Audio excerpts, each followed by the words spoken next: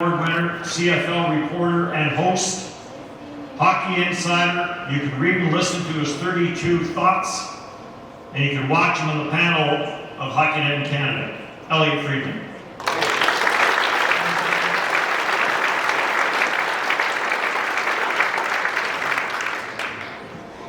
Before I start, broadcaster notes, broadcaster notes, broadcaster notes, broadcaster notes. Kevin can't read, so it doesn't matter. Tim Miner, no notes. Give it up for Tim Miner.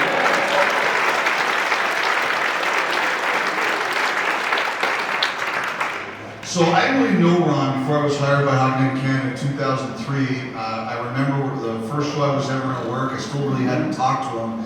One of the producers took me to the studio. They said, "Why don't you come say hi to Ron and officially meet Ron?" Do you remember what the first words you said to me were? Your first words to me were, "Elliotte, do you drink beer?" And I said, "Yes." And he goes, "We're going to get along just fine."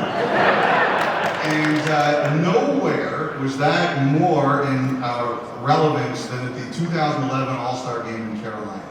So we do the skills competition. We had a good night, a bunch of us. Glenn Healy was there. Obviously, Bob Cole was around there. Harry Neal, the group was there. And then we did the All-Star Game the next day, and then we went back to Ron's room after the All-Star Game, and there were only three of us at the end. It was me, Ron, and our old producer, Shirley Najak. And we were drinking beers, and it got to a point where Ron and I were kind of competing against each other, like who could last longer. When all of a sudden Ron realized it was 3:45 and he was flying at 6. I was flying at 10, so it wasn't as bad for me, and he was like, "Oh my God, I gotta go." And we were really in no shape to be anywhere, never mind flying. So I get to the airport about 8 in the morning, and I go to the desk to check in, and the lady working Air Canada in Raleigh, she's living down there, she recognized me and she goes, "You should have seen Ron MacLean when he showed up."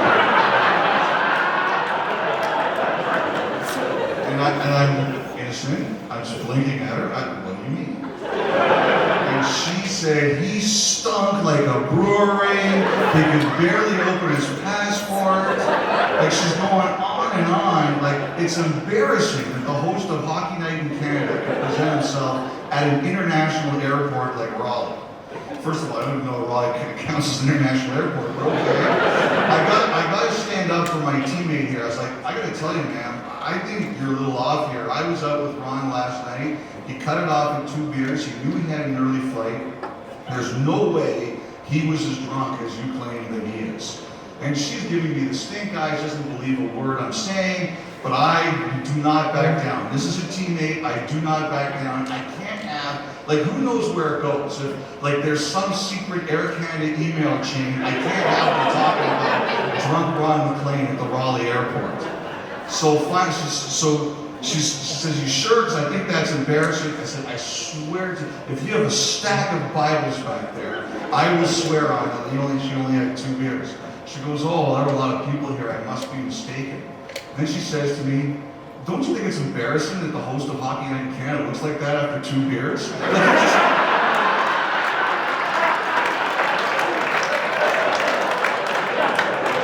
After I threw my bag down and I took my boarding pass and I went towards securing the gates, Ron, the first thing that went to my head is, "Thank God you kept your shirt on."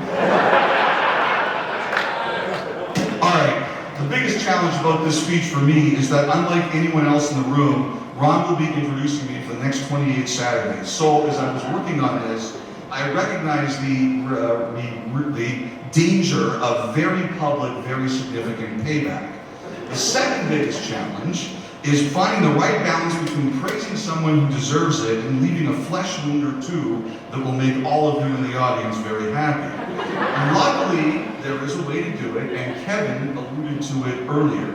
If you've ever followed Ron's career or watched Hockey Night in Canada, no doubt you have sat there slack-jawed at your television, iPad, phone, whatever, when Ron opens the show with some crazy 7-minute dissertation that makes absolutely no sense until the opening of the sermon matches the closing of the sermon, and then Kevin, as he said, everybody looks at each other and says, "That's incredible. How did he just do that?"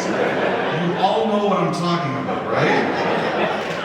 In these moments, I want you to know that those of us next to him in the studio, Kevin Bieksa, Jennifer Botterill, Kelly Rudy, myself, we are equally as stunned and baffled as all of you. We are staring at him both in awe of his brilliance and convinced that he is completely insane. So here we go. Good evening, everybody, and welcome to the Western Canada Professional Hockey Scouts Foundation Celebrity Roast of Ron MacLean. When people think of Western Canada, they think of 1905. On July 20th of that year, the Saskatchewan Act and the Alberta Act received royal assent.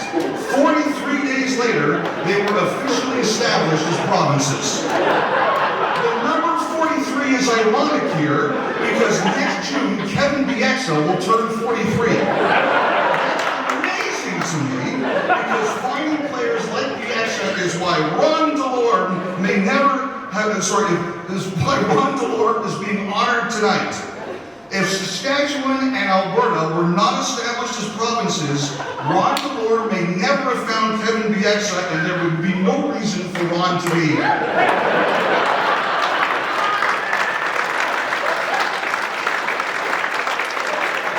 It's so fitting that we're at Okotoks tonight. It is an important day to recognize the Indigenous heritage of the region, and the name comes from the Blackfoot First Nation word for rock. You know who else is a rock? Cale Makar. He's a rock. He's the rock of the Avalanche defense. He's the best blue liner in the NHL. Going to win a Hart Trophy someday, I tell you. Don Perrick is proud of advocating the Colorado organization for Cale Makar. That's why he's here. Here rhymes with red deer. Have I ever mentioned that? I don't think I have. Anyway, when I was a young lad, I played football and I was a kicker. A huge fan of Dave Cutler, the kicker for the Edmonton Eskimos. Cutler wore number 26 and he's in the Hall of Fame. You know who else is in the Hall of Fame? Scott Niedermayer. And just like Cutler, he wore a number in the 20s. 27, not 26, but close enough. But do you know who got close enough to Lou Lamoriello to convince him to draft Scott Niedermayer? Glenn Dirks. Glenn should not only be honored because of his scouting, he should be honored tonight just for getting close to Lou Lamoriello. I mean, who can really do that? Lou Lamoriello is excellent in keeping secrets. When the Devils were trading for Corey Schneider from Vancouver, he told the Canucks, if this gets out before we announce it, the trade is off. Even if I'm walking up to the podium at the draft, and that trade was at the draft, and I hear it before, I'm calling off this trade. You know who else kept the secret at the draft? Mike Penny in 1989. He'd done the work to prove Pavel Bure was eligible to be picked. No other team realized there were some games he played that he hadn't been credited with and allowed him to be selected. The Canucks took him 113th overall, an absolute steal, great stuff. Great job, Mike Penny. One of the executives who praised Penny for going the extra mile was Jack Button of the Washington Capitals. Jack's son, Craig, set this up tonight, and I'm grateful to him for doing so. On March 9th, 1994, Bure had a goal and an assist in a win over the New York Islanders. But the biggest story in Vancouver that night wasn't Bure's two-point performance, no sir. The biggest story that night in Vancouver was the birth of Morgan Riley. Now, I wasn't in the delivery room that night. I was not invited. But it's possible Garth Malarchuk was. Malarchuk was all over Riley for years, convincing the Toronto Maple Leafs he was the real deal, which he absolutely is. For years, one of the voices of Riley's career was Dennis Bayak. Great to see Dennis here. He's retired from broadcasting. We miss him around. Dennis liked to talk about what a great scout he was. Once the GM of the WHL Seattle Thunderbirds, he loved to tell how he selected Patrick Marleau, 6th overall in the 1994 Bantam draft. Yeah, baby, great pick. Yeah, baby, come on! Another takeaways we really miss calling NHL games. Passion and enthusiasm, Peter. That's what you always taught us. If you're not excited for the game you're calling, why would the audience be excited? Awesome. But nobody cared more about audiences than John Shannon. Don't talk down to them, he always said. Don't use $10 words to sound smart. Audiences can smell phoniness. John taught us so many great lessons. He was also very tight, as you've heard, with Glenn Sather. The first NHL draft pick under Sather's administration, have to mention Barry Fraser, was Kevin Lowe. Tremendous selection, as you've heard. Scored Edmonton's first goal in the NHL. Played the most games in Oilers history. The only player with over 1,000. Won 6 Stanley Cups. Competed in the Battle of Alberta against Tim Hunter. Trevor Linden once told me a great story about Tim Hunter. Said that a couple of seasons late into his career, Linden was leaving the rink after practice and saw Hunter in the NHL for more than 800 games at that time on the exercise bike, sweating a puddle onto the floor. That's when Linden realized even more seriously how he had to take things. So I'm sitting at home, Carrie's somewhere. I went down a Battle of Alberta YouTube rabbit hole with Hunter. On November 7th, 1986, he got into a big fight with Steve Smith, another very strong guy. Hunter really pops him with a left right in the middle of it. And then I'm thinking to myself, Tim Hunter, number 19. Steve Smith, number 5. 1905, Western Canada.